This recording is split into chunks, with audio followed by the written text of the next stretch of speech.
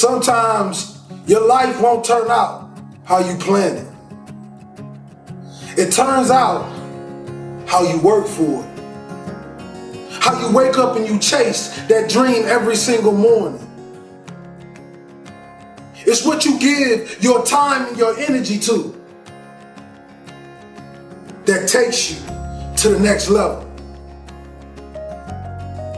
You see, I witnessed the death of my mother, the death of my grandfather, the incarceration of my father, and still I stood. Because when I walked in those projects, I realized one thing. I realized this, that my dream never lived down there. I realized that everything I ever dreamed of lives in the sky, and I must jump every single day to go reclaim what's mine. And that's royalty. You see, many of us believe that just because our father was a drug dealer and our uncle was a drug dealer, that is our life and that is all forever. But I want you to know something. That is only a lesson to show us to be something more than what they thought we can be. You see, when a family tree is dying, all you have to do is take care of the roots. And if the roots is too dead to bring the tree back alive, you plant another one. Young king and queen, I'm sorry, but we live in a generation today where you're gonna have to grow up right now. You're gonna have to be phenomenal in everything you do because everyone in the world is chasing greatness. And what do you do when a man is going 100 miles per hour and you haven't even started the engine yet? The best gifts come from the bottom. They say, well, why you want to be great? I don't want to be great for me. I want to be great so them project babies can look in the mirror and say, I am too. I am special. That flower grew in the same streets that I grew up in. That rose up through that concrete, and so can I. It's a mentality.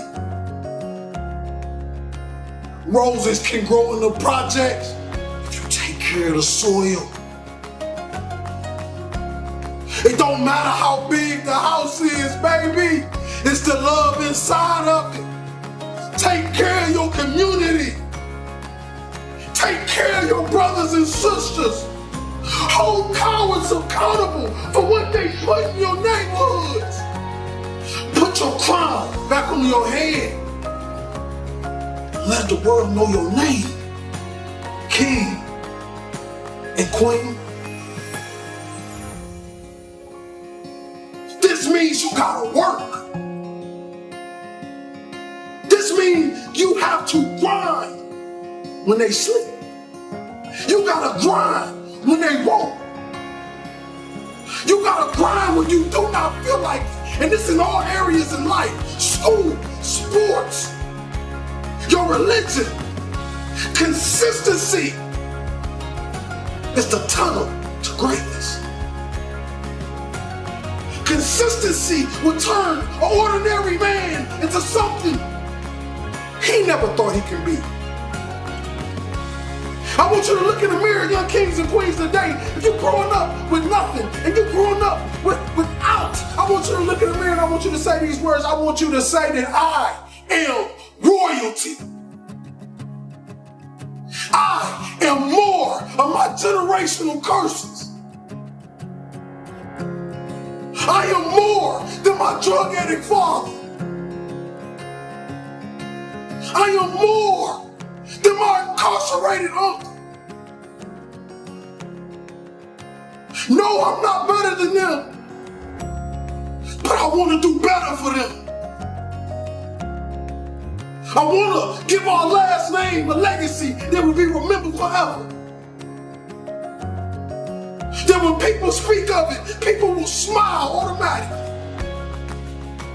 See, this type of greatness I'm talking about when I die, they can't even fit another body in the church. because what I gave the world.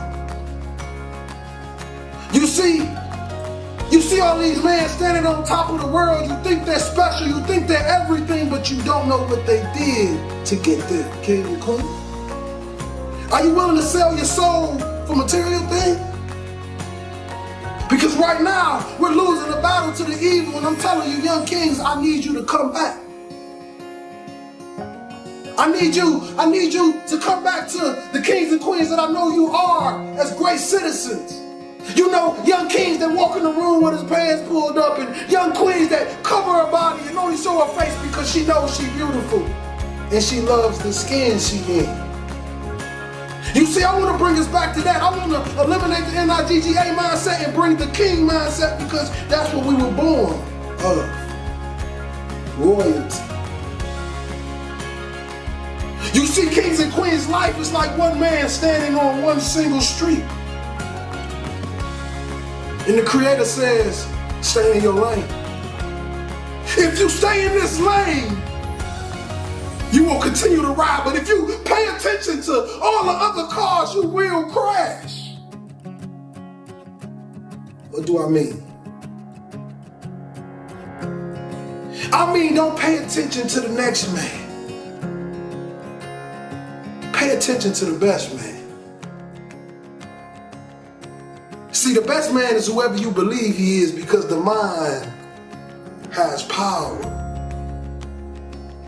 Your mouth and your words have power. I became a speaker by walking into a school after having suicidal thoughts, ready to blow my brains out. I wanted to give some children something that they can take forever, something that can last forever, something that can push them to the next level, and then I wanted to die. But God did a funny thing when I walked out that school in Reading, Pennsylvania. 5 minutes walking down that street, I get a phone call and they say, Mr. Hollis, how much do you charge to speak? And that was the day my career started.